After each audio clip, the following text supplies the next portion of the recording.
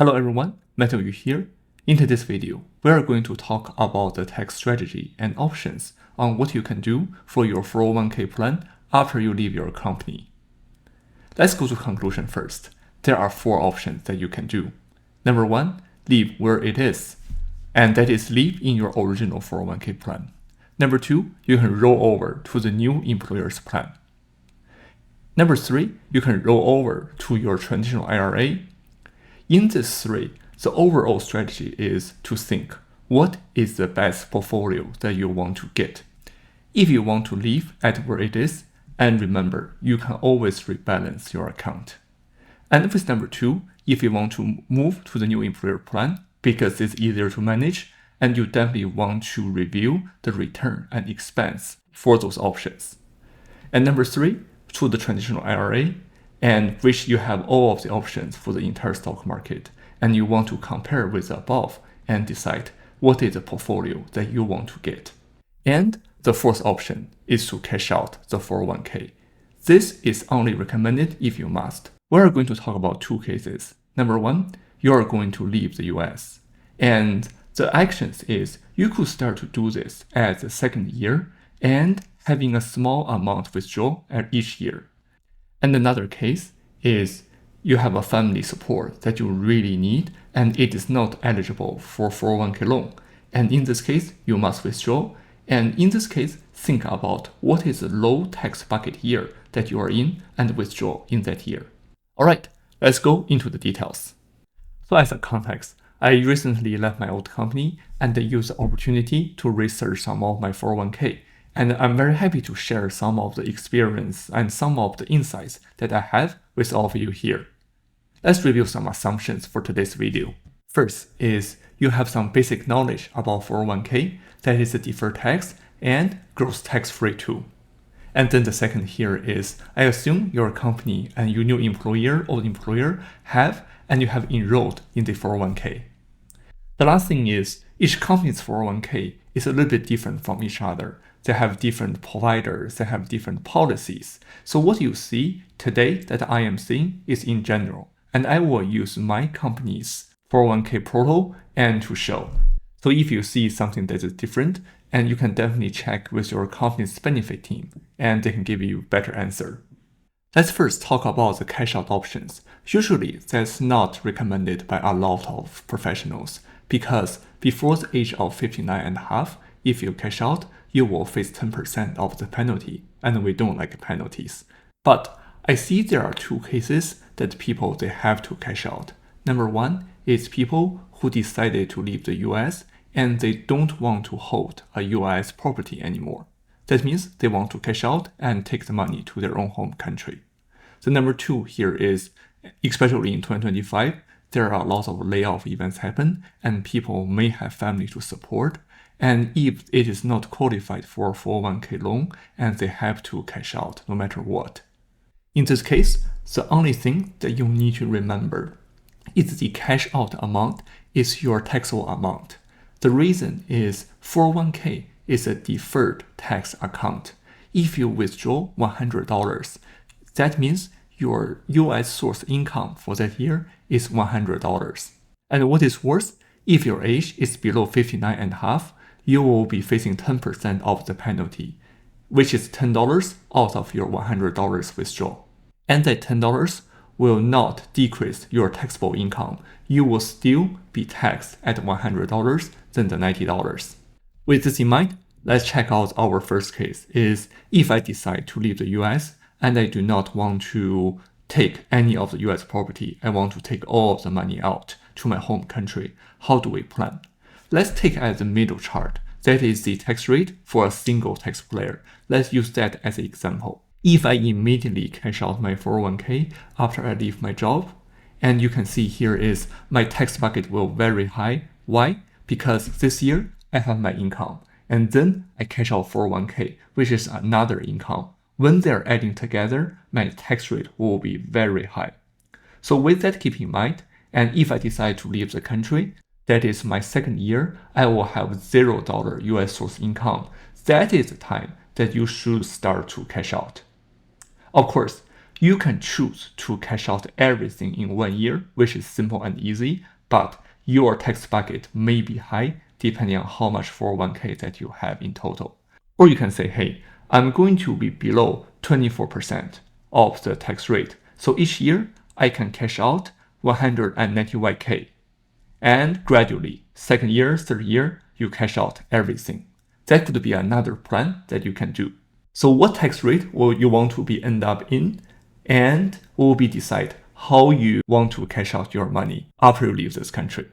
As for the family support, and you can also think here is, let's assume that in year 1 that I got laid off, and my family income for this year is very low, 50k.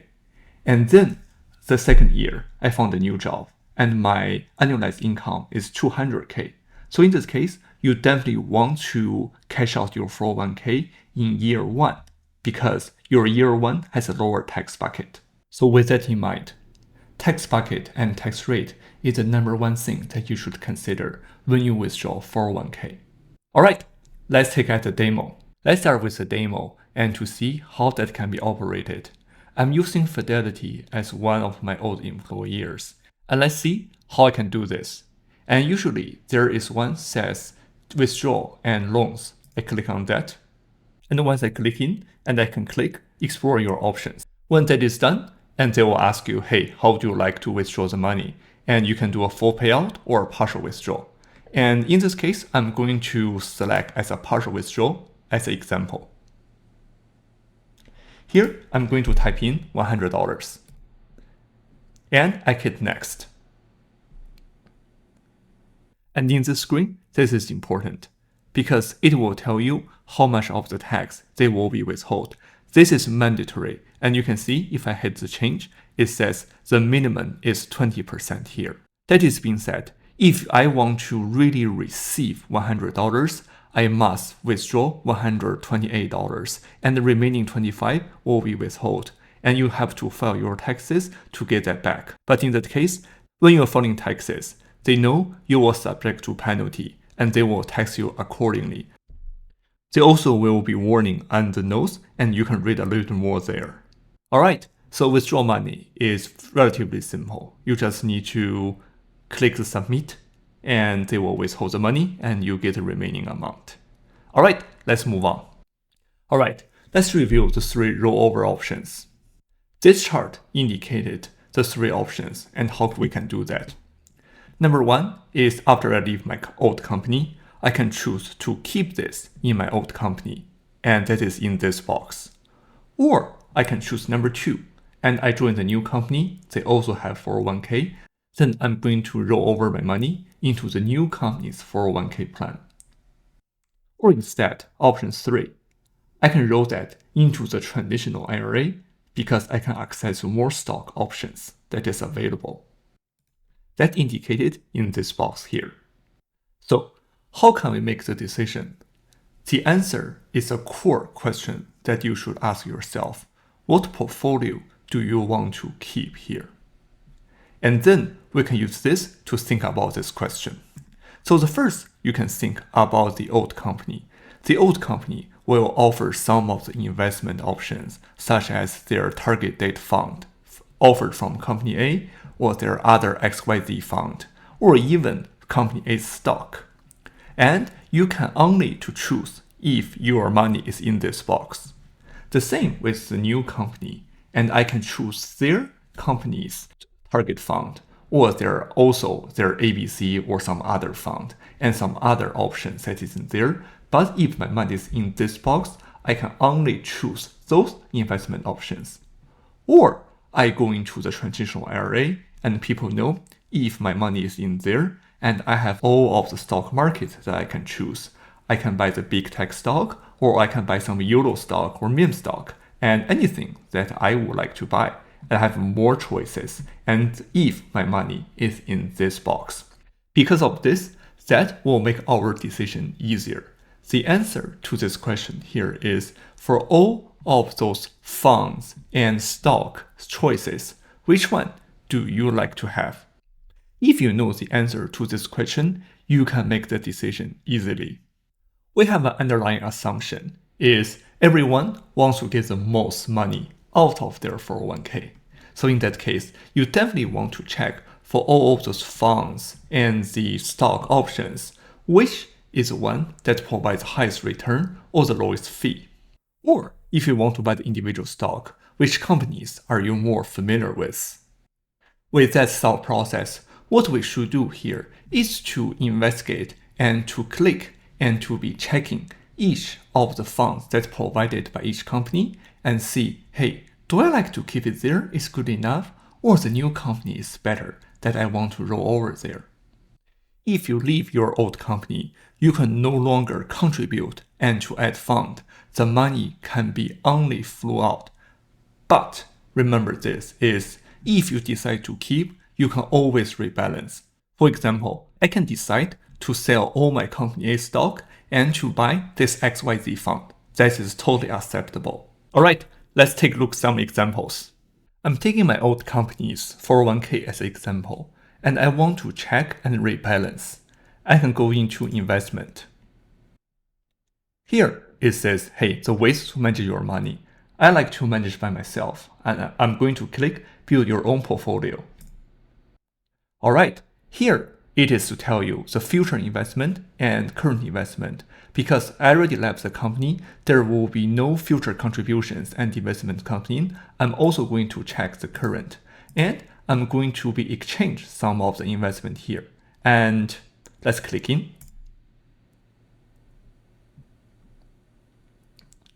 Alright, it tells me, hey, what is the investment that you want to sell here? I can start from here. You can see I'm holding two things. Number one is SP 500, and number two is a company stock. So in this case, I decided to do some of the balancing to reduce some of this stock. So I can click on this, and I can say 50% of it. Continue. And the things that I can buy, and let's click start. This is all of the options that I have here, from of the investment funds to some large cap or even SP 500. And I personally like SP 500 the most, so I can click on here and I can continue to check the transactions. Generally speaking, usually this 20XX plan is not as good as SP 500. Why? First, look at this return rate. None of them even beats the SP 500. And then why? Let's take a look here. And look at this. I'm just clicking this 2050 plan and look at this line. It says expense ratio $2.6 per $1,000, 0.26. And now I'm clicking this SP 500 index fund. This is provided by this company. And look at this expense, 0.005. This to me is an ultra low expense. That is why I think for all of those like options, and SP 500 is good. Of course, there are some others, and I'm not very familiar with those. And of course, it's your choice, and you can also definitely choose all of that. But I think I will continue with the SP 500. That is why I'm going to hit continue. Alright, with that demo, I think you already have some good thoughts about the keep strategy. Then, with that, very easily you can identify should you want to roll over to the new employer. And with that, let's continue with this demo. Now, I'm opening my new company's box. Of course, there are a lot of options that I can also choose from and to decide what is my desired allocation. And I can click this performance snapshot from this principal's webpage, and I can see about their overall return and everything. But for me, my favorite one is SP 500. So for this example, I'm going to look for SP 500.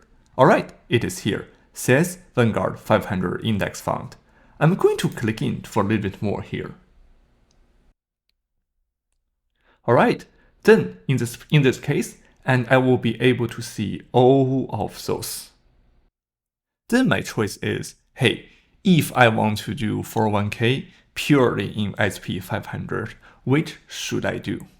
Of course, for me, the easiest thing is to check about the expense, because SP500 is SP500. What can be the big differences? The only thing here is expense. And look at this portfolio. Its expense is 0.04. Do you still remember our previous company? Let's take a look. It says 0.005. So the old company from the expense ratio definitely win. And you can also take a look at their overall total return percentage. 1583, 1583, 19.4, 19.0, they're almost at par. So in this case, and because of this low expense, I'm definitely very happy to leave the money in the old company's account. And for the new company, and for my future salary allocation, I'm going to all in SP500 this time. And that's just me. Of course, and later you can say, hey, I don't like SP500. And what can I do? I can open this fund and Ctrl+A, copy. Then I open my GPT tools and say, compare the two funds. Here is number 1, and I paste. Then I go to number 2, Ctrl+A, copy. Here is the number 2, and also do a paste. And then you can later rate and to see what is the key differences there. And then it will help you make that decision.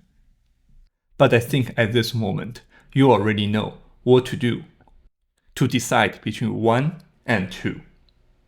With the same thought process, you can think about the traditional IRA. It is you have your individual stock or certain index fund that you really like. Are they better than the options that you have in 1 and 2? If you know, and the answer is yes, go ahead and roll over the money into the traditional IRA. And the process is relatively easy. Taking my old company as an example, click roll over and move the money out. And click explore my options, and then I can choose to roll over to a traditional IRA. And there will be step-by-step guide. If you don't have an existing traditional IRA, the system will guide you to create an IRA account first, and then you can do some rollover to there. Alright, with everything being said here, I think you already have a good idea about what you can do for your 401k after leaving the companies. And in order to roll over, you definitely want to decide what is the best portfolio that you want to keep. You can definitely do your homework, or as me, being lazy, go straight to SP500. Or you can cash out, but definitely look out for the tax, penalty, and the buckets. Of course, everyone have different preference. Think about what you want, and also check with your company's benefits team or HR team to see what are the policies that is currently there. That's everything for today. I hope the information is helpful, and I will see you in the next video.